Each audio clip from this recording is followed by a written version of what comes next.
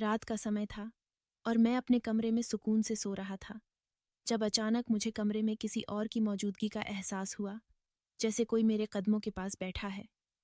मैंने देखने के लिए आंखें खोलीं और देखा कि यह वही है जो आज भी मेरे कमरे में खिड़की से फांद कर अंदर आ गई थी। उसने अपने चेहरे को नकाब में छुपा रखा था। वह बहुत डरी और सहमी सी मेरे कमरे में मेरे बिस्तर के पैरों की तरफ बैठी थी। मैंने उससे कहा कि तुम डरो नहीं, आराम से बैठ जाओ। जाने वह किससे इतनी डरी हुई थी और रात के इस समय कैसे यहाँ तक आ जाती थी, और जाने क्यों मैं उसके डरने से मजबूर होने लगा था।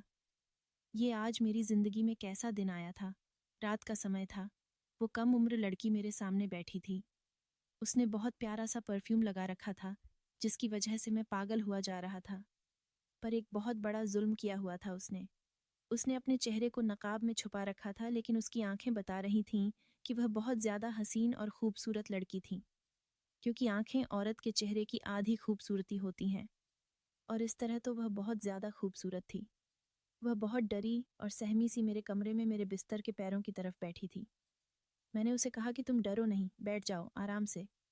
एक बड़ी अजीब बात है कि ज्यादातर मर्द इस बात को कभी स्वीकार नहीं करेंगे, लेकिन इस तरह की डरी सहमी हुई लड़की मर्द को ज्यादा अच्छी लगती है, ना कि एक कॉन्फिडेंट वाली औरत जो उसके सामने बैठी हो और उसे ये बताए कि मैं किसी से नहीं डरती।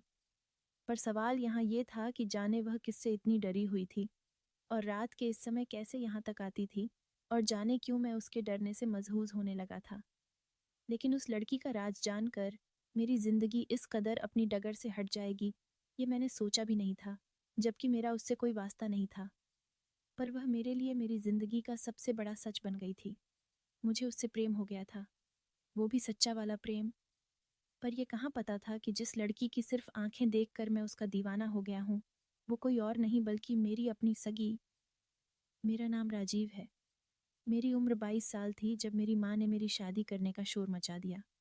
मैं अपनी माँ के सामने चीखता चिल्लाता रहा कि 22 साल की उम्र हुई है, 42 की नहीं। क्यों आप मेरी शादी करने पर तुली बैठी हैं? लेकिन मेरी माँ का कहना था कि शादी तो करवानी है, वो भी उनकी पसंद की लड़की से। मैं अच्छा खासा हसीन और खूबसूरत मर्द था। सोचा कि माँ जब कोई लड़की पसंद करेगी तो वहाँ जाकर भी यही बताएगी कि मेरा बेटा तो बड़ा खूबसूरत है। माँ ने मेरे लिए एक लड़की पसंद भी कर ली और मुझे आकर बताया कि बहुत बड़े बिजनेसमैन की इकलौती बेटी है और उसका बाप बिस्तर पर पड़ा है, यानी डेथ बेड पर। उस जमाने में मेरी कोई नौकरी नहीं थी। बाप का छोटा मोटा कारोबार था, बस मैं वही देखा करता था। लेकिन सच कहूँ तो वो कारोबार दिन ब दिन मेरे हाथों से डूब रहा था, क्योंकि मुझे कारोबार की कोई समझ नहीं थी।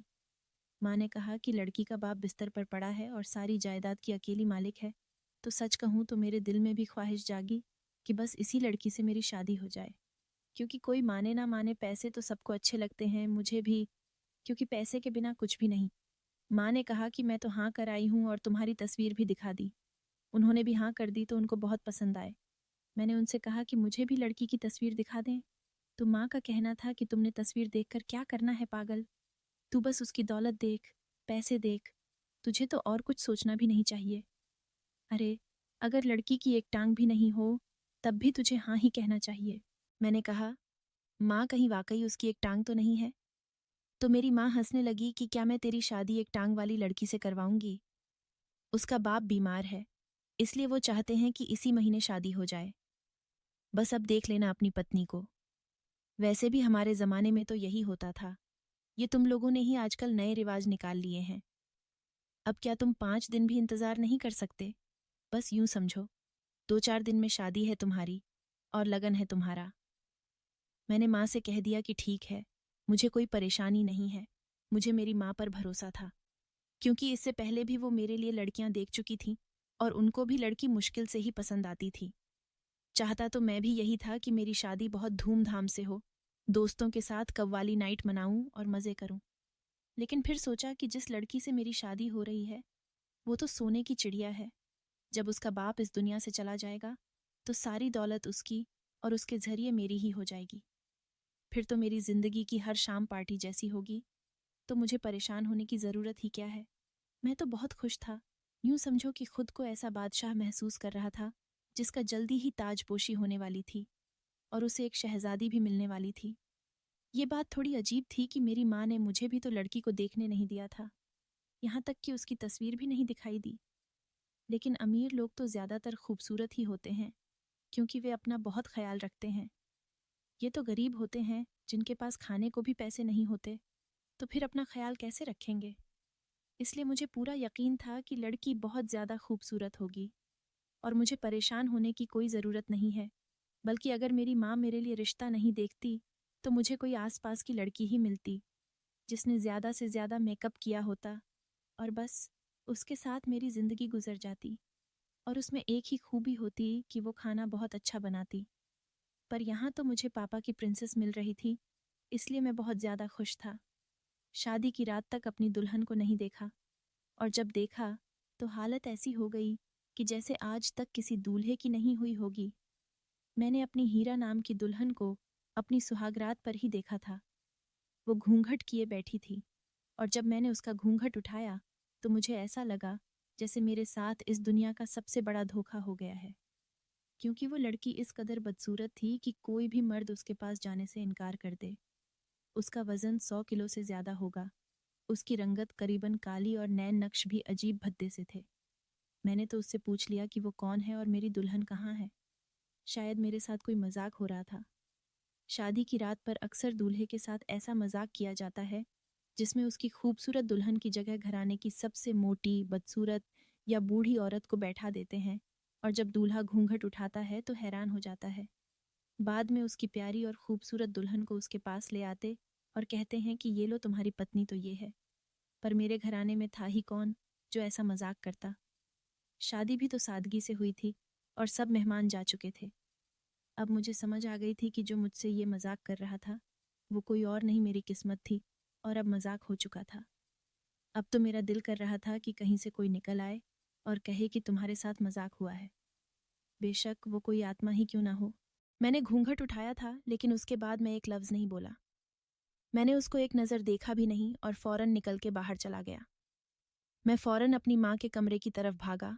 वो मेरी जिंदगी बर्बाद करके खुद सुकून से सो रही थी। मैंने दरवाजे को ऐसे पीटा था जैसे मेरे अंदर किसी बदअखलाक पुलिस वाले की रूह आ गई थी। मेरी माँ बाहर आई तो मुझे देखकर उसकी जान में जान आई। पागल हो गया है, अकल है कि उड़ गई? इस वक्त यहाँ क्या कर रहा है? और शक्ल ऐसी क्यों बना रखी है जैसे अपनी सुहागरात पर ही रंडुआ हो गया है? मेरी माँ भी गुस्से में थी। काश ऐसा ही होता, क्योंकि उससे अच्छा तो मैं मर ही गया होता। वो जो कमरे में बैठी है ना, उसे दुल्हन कहना गुनाह है। ये तूने मेरे साथ क्या किया माँ? मैंने तुझ पर भरोसा किया और तूने मेरी मौत का इंतजाम कर दिया। मेरी माँ ने कहा कि क्या मतलब, मैंने क्या वहां पर किसी चुड़ैल को बिठा दिया है? मैंने कहा कि चुड़ैल ही होती, चुड़ैल भी बड़ी खूबसूरत होती है, बस चुड़ैल के पांव उल्टे होते हैं। मुझे बस यही करना था, उसे वापस भेज देना था, क्योंकि मेरे अंदर अब उसके साथ रहने की चाह नहीं थी। लेकिन जब मैंने अपनी माँ को ये बात बताई तो उन्होंने गुस्से में आकर मेरे गाल पर एक जोरदार थप्पड़ जड़ दिया। पागल तो नहीं हो गया तू? वो लड़की नहीं, तेरा ब्लैंक चेक है, और तू ऐसी बातें कर रहा है। पागल, तू बहुत जल्द बहुत अमीर होने वाला है। मैंने अपनी माँ से कहा, हाँ, मैं अमीर हो जाऊं और साथ ही मर भी जाऊं। अमीर हो जाऊं पर अपनी जिंदगी भी बर्बाद कर लूं। नहीं चाहिए ऐसी दौलत। क्या फ़ायदा ऐसी दौलत का, ऐसे पैसों का, जो बाद में मुझे अपना इलाज करवाने में ही खर्च करने पड़े, या फिर मुझे बहुत सारी बीमारियां लग जाएं, या फिर मैं पागल हो जाऊं। माँ ने कहा, वो पागल, तू अपनी बुआ पर गया है। एक बार उसका बाप मर जाए और सारी दौलत तेरे नाम हो जाए, फिर तुझे उससे कोई ताल्लुक़ रखने की क्या ज़रूरत है? फिर मेरा बेटा जिस लड़की से कहेगा, मैं उससे अपने बेटे की शादी करवा दूंगी और अपने अमीर तरीन बेटे के लिए परी जैसी लड़की ले आऊंगी। तेरी माँ सब जानती है। घाटे का सौदा आज तक नहीं किया मैंने, वरना मेरा कोई दिमाग खराब था कि अपने हीरे जैसे बेटे को उस मोटी घसीट के हवाले कर देती। मैंने कहा, हीरा क्या होता है? इस लड़की का नाम हीरा किसने रखा है? और माँ कहने लगी, उसका नाम हीरा नहीं लक्ष्मी है, लेकिन उसका बाप उसे प्यार से हीरा कहता है। हम भी हीरा ही कहेंगे, क्योंकि हमारे लिए तो वो वाकई हीरा है, लेकिन ऐसा हीरा जिसे हमें बेच देना है। पर जब तक उसका बाप मर नहीं जाता, उससे अच्छे तरीके से पेश आ। बस यूं समझ ले, कुछ दिन की तकलीफ है, फिर सुकून ही सुकून है। मेरी माँ की अक्ल पर मैं हैरान था। सोच भी नहीं सकता था कि वो इतना गहरा सोचेंगी, वरना हमारे पास था ही क्या। एक छोटा सा घर जिसकी हालत इतनी बुरी थी पर हमारे पास उसे ठीक करवाने के भी पैसे नहीं थे। मैं वापस कमरे में आया तो मेरी पत्नी जाग रही थी। मैंने उसे कहा, चुपचाप सो जाओ। पूछने लगी, आप कहाँ चले गए थे? मैंने कह दिया, अपने किसी दोस्त से फ़ोन पर बात कर रहा था। उसने कहा, ऐसा आपके दोस्त को इस वक्त कॉल नहीं करनी चाहिए थी। आज आपकी सुहाग रात है। मैं देख रहा था कि उसके मुंह में जुबान भी थी। उसको अपनी सुहागरात की पड़ी हुई थी, जबकि मैं उसके करीब भी नहीं जाना चाहता था। मैंने कहा, तुम थक गई होगी, आराम कर लो। उसने कहा, मुझे आपसे एक ज़रूरी बात करनी थी, जिसके बाद शायद आप बहुत गुस्सा हो जाएंगे, पर यह बहुत ज़रूरी है। मैंने कहा, बोलो, मैं सुन रहा हूँ। तो उसने मुझे एक ऐसी बात बताई जो कि अगर किसी भी पति को बताई जाती तो वह हत्थे से ही उखड़ जाता, पर मेरे लिए यह किसी खुशखबरी जैसी थी।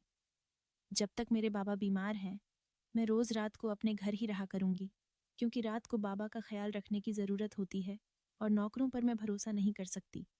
मेरे पास अपनी अमीर पत्नी की नज़रों में अच्छा बनने और अपनी जान बचाने का बहुत अच्छा मौका था। मैं कुछ भी ऐसा नहीं करना चाहता था जिससे उसे यह महसूस हो कि मैं उसे धोखा दे रहा हूँ। मैंने उससे कहा, अभी हमारी शादी हुई है और तुम रात के वक्त घर से बाहर रहना चाहती हो। तुम्हें नहीं लगता कि यह बात कुछ मुनासिब नहीं है? उसका कहना था कि हाँ, ऐसा है, पर मैं क्या करूं?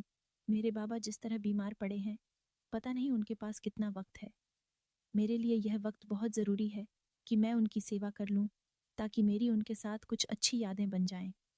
वह सारी ज़िंदगी बाहर ही रहे और पैसे कमाने की मशीन बने रहे। उन्होंने हमारे लिए करोड़ों कमाए। ये बातें सुनकर तो मैं दिल ही दिल में बहुत खुश हो रहा था। मैंने अच्छा बनने के लिए अपनी पत्नी को इजाज़त दे दी कि वह रात को अपने मायके में रह सकती है, क्योंकि दरअसल मैं उसकी शक्ल भी देखना नहीं चाहता था। और मेरे लिए तो यूं था कि जैसे अंधा क्या मांगे, दो आंखें। रिसेप्शन की रस्म में बैठकर शाम को ही मेरी पत्नी अपने माँ बाप के घर चली गई और मैंने सुख का सांस लिया। लेकिन उसी रात कुछ ऐसा हुआ कि मेरा सुकून बर्बाद हो गया। रात को सुकून से अपने कमरे में सो रहा था जब मुझे हल्की सी दस्तक सुनाई दी। यह दस्तक बहुत हल्की थी, पर बहुत जल्दी जल्दी में दी जा रही थी।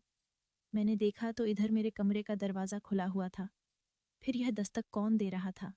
मैं नींद से जाग ही गया और मैंने महसूस किया कि यह दस्तक मेरे कमरे की खिड़की पर आ रही है और मेरे कमरे की खिड़की बाहर गली में खुलती है। मैं हैरान हुआ कि यह कौन हो सकता है। लेकिन अब दस्तक के साथ साथ आवाज़ भी आई, और यह आवाज़ बहुत ही नौजवान और खूबसूरत थी। कोई लड़की थी। वह कह रही थी कि दरवाज़ा खोलो, मैं बहुत मुसीबत में हूँ। जब सुना कि कोई मुसीबत में है तो खिड़की खोल दी और सामने खड़ी उस लड़की को देखकर हैरान रह गया। उसने अपने चेहरे को नकाब से और बदन को चादर में छुपा रखा था, लेकिन उसकी आंखें बता रही थीं कि ये आंखें किसी खूबसूरत इंसान की हैं। मैंने उससे अंदर आने को कहा और वह मेरा हाथ पकड़कर खिड़की के अंदर फांद कर कमरे में आ गई। उसने कमरे में आते ही मेरे हाथ जोड़ दिए और कहने लगी कि मैं बहुत मुसीबत में हूँ, मेरी मदद करो। वह मेरे कदम में बैठ गई कि मुझे पनाह दे दो। मैं हैरान भी था और घबरा भी गया। फौरन अपने कमरे का दरवाज़ा बंद कर दिया। मैंने उससे पूछा कि कैसी मुसीबत? क्या तुम्हारे पीछे कुछ लोग बड़े हैं? अगर तुम कहती हो तो मैं पुलिस को बुलाता हूँ। उसका कहना था कि नहीं, पुलिस को नहीं बुलाना। मैं आपको कुछ नहीं बता सकती। बस मुझे थोड़ी देर के लिए इस कमरे में पनाह दे दो, आज की रात के लिए। मैंने उससे कहा कि मैं तुम्हें कैसे पनाह दे सकता हूँ? मेरे घर में मेरी माँ है और उसने जो हमें देख लिया तो वह 1000 सवाल करेगी। फिर पनाह कैसे दूं? उसने कहा, मुझे बस इस कमरे में बैठने दें, आपकी बड़ी मेहरबानी होगी। मैं थोड़ी देर यहीं पर बैठी रहूंगी। मैं कुछ बोलूंगी भी नहीं, आपको किसी मुसीबत में नहीं डालूंगी, बस मुझे बचा लें। मैंने कहा, ठीक है, तुम इस कमरे में आज की रात के लिए रुक सकती हो। वह लड़की मेरे कमरे में ही रखे एक सोफे पर बैठ गई। कमरे को हैरान होकर देख रही थी। देख रही थी कि यह किसी नए शादीशुदा जोड़े का कमरा है, क्योंकि यहाँ पर सामान भी नया मौजूद था और अभी तक मेरे बेड पर सजावट भी लगी हुई थी। उसने मुझसे सिर्फ एक सवाल किया, आप शादीशुदा हैं? मैंने कहा, नहीं, मैं शादीशुदा नहीं हूँ। कमरा मेरे भाई की पत्नी के लिए सजाया गया था और वह अपनी पत्नी को लेकर बाहर के मुल्क चला गया है और अब यह कमरा मेरा हो गया है। जाने क्यों मैं उसे सच बताना नहीं चाहता था। मैं उससे यह नहीं कहना चाहता था कि मैं शादीशुदा हूँ। वैसे भी इतनी मोटी पत्नी का पति कहकर मुझे कौन सा फख्र महसूस हो रहा था, लेकिन मैंने यह फैसला बड़ी जल्दी कर लिया कि मुझे उसे यह नहीं बताना कि मैं शादीशुदा हूँ। मैंने एक पल को भी नहीं सोचा कि वह बहुत ही ज्यादा खूबसूरत लड़की मालूम हो रही थी। उसने इतना चेहरा भी छुपाया हुआ था और चादर ऐसे की थी कि उसके पैर तक दिखाई नहीं दे रहे थे। जब मैंने अपनी पत्नी को इस कमरे में बैठे देखा तो मुझे ऐसा लगा था कि काश इसकी जगह कोई चुड़ैल बैठी होती। लेकिन अब मेरे दिल में यह बात नहीं आई कि क्या कहीं लड़की को चुड़ैल तो नहीं थी जो आधी रात को मेरे कमरे में आ गई थी, वरना कैसे आजकल कोई इस तरह गलियों में कह रहा हूँ, वह भी रात के वक्त। लेकिन हो सकता है किसी भी कोई मुसीबत आई हो। उसके बाद उसने मुझसे कोई सवाल नहीं किया और वह चुपचाप एक तरफ बैठी रही। रात का वक्त ऐसा भी होता है कि जब इंसान को बहुत सख्त नींद आ जाती है और कुछ भी हो लेकिन वह सो ही जाता है। लेकिन मुझे उस वक्त भी नींद नहीं आ रही थी क्योंकि मेरे कमरे में एक लड़की बैठी थी जो निहायत हसीन थी। मैं बार बार नज़र बचाकर उसे ही देख रहा था। मैं कमरे से बाहर नहीं जा सकता था कि उसके लिए खाने को कुछ ले आऊं। कमरे में पानी रखा था, उसने पानी भी नहीं पिया क्योंकि उसे पानी पीने के लिए अपना नकाब हटाना पड़ता और शायद वह अपना नकाब नहीं उठाना चाहती थी। जैसे ही सुबह की रोशनी फैली, मेरी आंख लग गई थी। मुझे पता ही नहीं चला कि मुझे कब नींद आ गई। मेरा इरादा तो यही था कि मैं सुबह तक जागता रहूंगा क्योंकि वह मेरे कमरे में बैठी थी और ऐसे मुझे सोना नहीं चाहिए था। लेकिन मुझे नींद आ गई थी और जब मैंने सुबह आसपास देखा तो वह कहीं पर भी मौजूद नहीं थी। वो कमरे से निकलकर खिड़की के रास्ते ही वापस चली गई।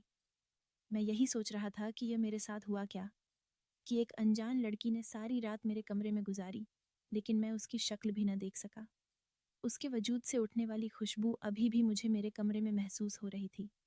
अभी मैं नींद से जागा ही था और अपने ही दिल में हंस रहा था कि मेरी पत्नी ने दरवाज़ा खोला और मैं चौंक उठा।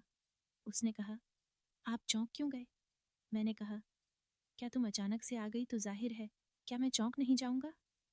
बेशक, मैंने अभी उससे अपने रिश्ते का आगाज़ नहीं किया था और मैं जानता था कि वो कुछ दिन के लिए मेरी पत्नी है। लेकिन अचानक से उसकी आमद से मैं चौंक गया था क्योंकि अगर वो देख लेती कि मेरे कमरे में कोई लड़की है तो वो गुस्सा होती और शायद मुझसे रिश्ता तोड़ देती। और अगर ऐसा हो जाता तो फिर मेरे हाथ आई सोने की चिड़िया तो उड़ जाती। बस मुझे इस बात का डर था और किसी बात का खौफ नहीं था। वह सोने की चिड़िया नहीं, सोने का हिप्पो था, लेकिन मुझे उसी के साथ गुजारा करना था। मेरी माँ ने मुझे यह भी कहा था कि तूने उसके साथ इस तरह रहना है जैसे तू उसे बहुत ज़्यादा प्यार करता है। उसको एक जगह भी यह कहने की ज़रूरत नहीं कि तुम खूबसूरत हो या मोटी हो। तेरी ज़बान से ऐसी कोई बात ना निकले, बल्कि तूने उसे बहुत ज़्यादा खुश रखना है ताकि जब तक उसके बाप की जान में जान है उसका बहुत ख्याल रखना होगा। मैंने उसके बाप की हालत के बारे में डॉक्टर से पूछा है। डॉक्टर ने कहा है कि कोई उम्मीद नहीं है, आज गया या कल गया, कुछ दिन का मेहमान है, इसलिए हमें उस लड़की को बहुत खुश रखना होगा। वह ये समझने पर मजबूर हो जाए कि हम ही उसके परिवार हैं और उसका इस दुनिया में हमारे अलावा कोई भी नहीं है, ताकि जब उसके बाप का इंतकाल हो जाए तो वह अपने सारे राज हमसे शेयर करे, हमसे मशवरा मांगे और हम उसे बताएंगे क्या करना है, कैसे करना है। जाहिर है वह सारा कारोबार तेरे हाथ में दे देगी और खुद घर की चिड़िया बनकर बैठ जाएगी। और जैसे ही सब कुछ तेरे हाथ में आ जाए तो उसे रास्ते से हटाना बहुत ही आसान हो जाएगा। इसमें थोड़ा वक्त लगेगा, बहुत सफ़र करना पड़ेगा और पूरी उम्र लग जाती है इतने सारे पैसे कमाने में।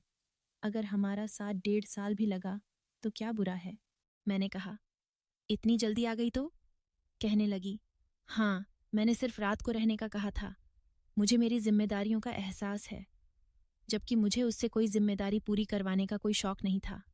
मैंने कहा कि जाकर नाश्ता बना दो। वैसे उसने नाश्ता बहुत अच्छा बनाया था। वो घर को साफ करने लगी, मेरे कपड़े निकाल के इस्त्री किए और मुझसे पूछा कि दोपहर के लिए क्या बना दूं। तो मैंने कहा कि कुछ भी बना लेना, मुझे कोई परेशानी नहीं है। और अगले दिन भी रात को फिर से मेरी पत्नी अपने मायके चली गई और आज फिर वो लड़की मेरे कमरे में आ गई। उसने कहा कि मुझे पनाह चाहिए। मैंने उससे पूछा कि तुम क्या करती हो कि लोग तुम्हारे पीछे पड़े हैं? उसने कहा कि मैं तुम्हें कुछ नहीं बता सकती।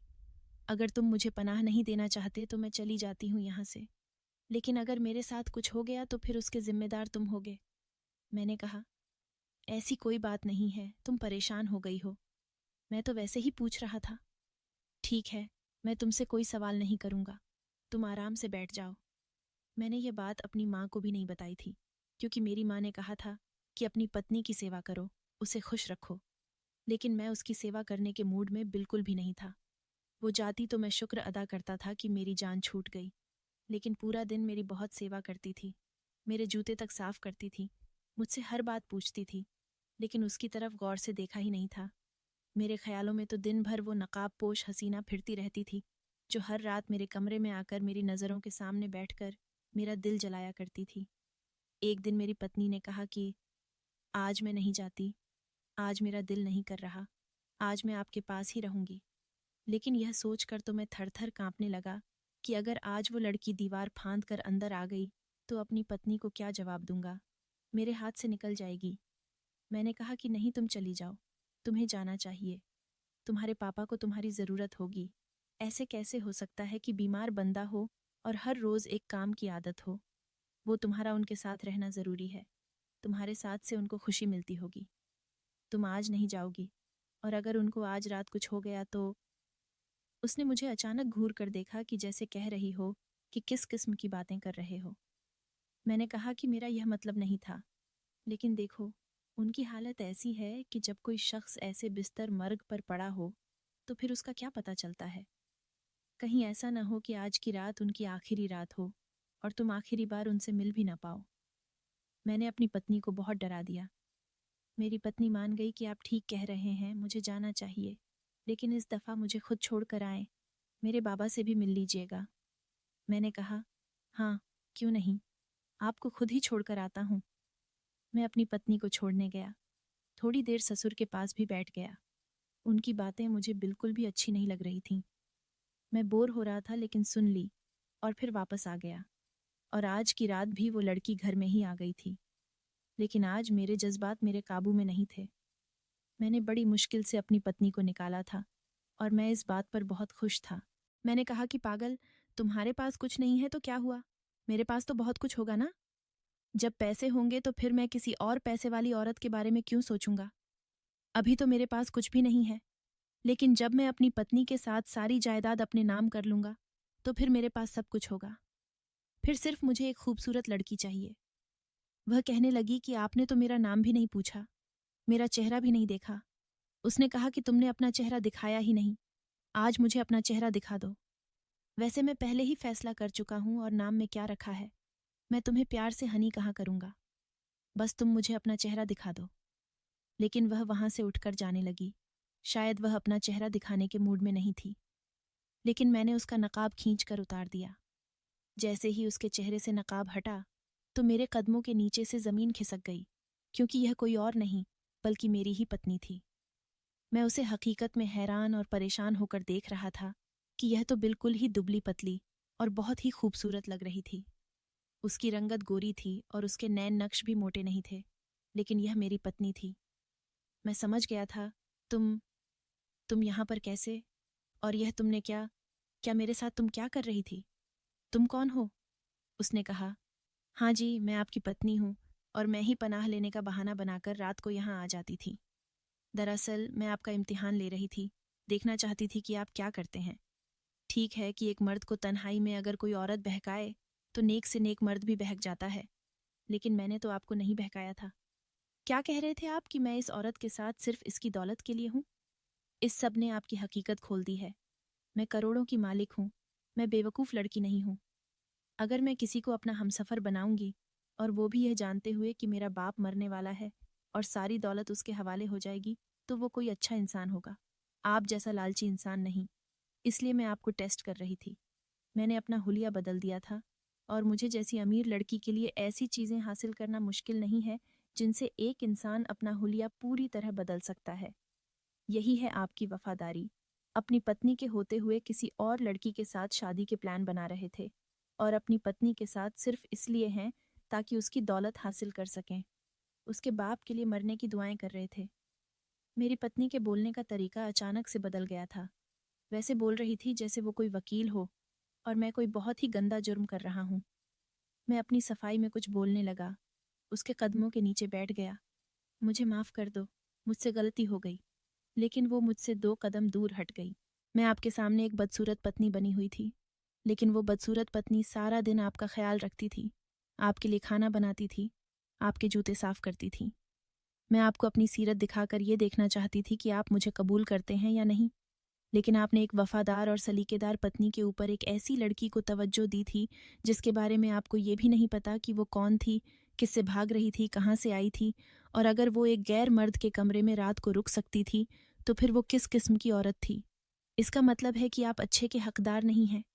आपको इसी तरह की कोई लड़की मिलेगी। भगवान करे ऐसा हो, लेकिन अब मैं आपकी जिंदगी में नहीं रहूंगी। मेरी पत्नी घर से चली गई और मेरी माँ को भी इस सब का पता चल गया।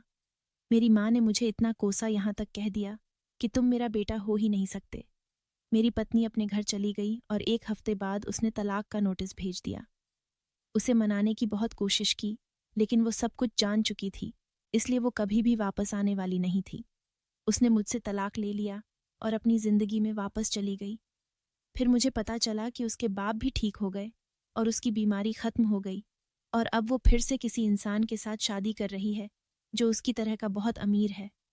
मैं बस इतना कहना चाहूँगा कि मैं लालच में आकर सबसे पहले अपनी पत्नी की नज़रों में गिर गया और सारा कुछ खराब हो गया। सच कहते हैं, लालच बुरी बला है। दोस्तों, वीडियो कैसा लगा कमेंट करके ज़रूर बताएं। वीडियो को लाइक और चैनल को सब्सक्राइब ज़रूर करें।